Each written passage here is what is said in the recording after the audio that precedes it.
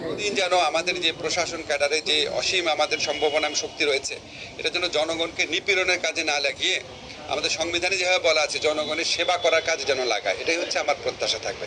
আমাদের attorney general সাহেব আছে, উনি আরও কিছু অ্যাড করবেন।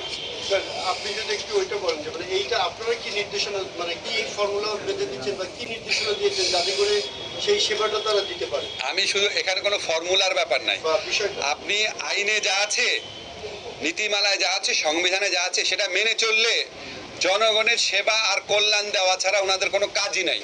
কাজে আমাদের শুধু একটা কথাই বলতে, আপনি আইন অনুযায়ী চলেন, আপনি আপনার বিবেক মতো চলেন।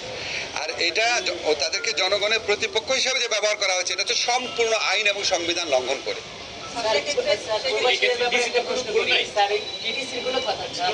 জি, সারা দেশে অনেক বড় বড় স্থাপনা তৈরি হয়ে আছে। মাসুম ভাই একটু এদিকে, মাসুম ভাই আপনি যেটা বলেছেন শুধু টিটিসি না, বাংলাদেশে খালি বিল্ডিং আছে, কর্মচারী কর্মকর্তা আছে, সেবা নাই।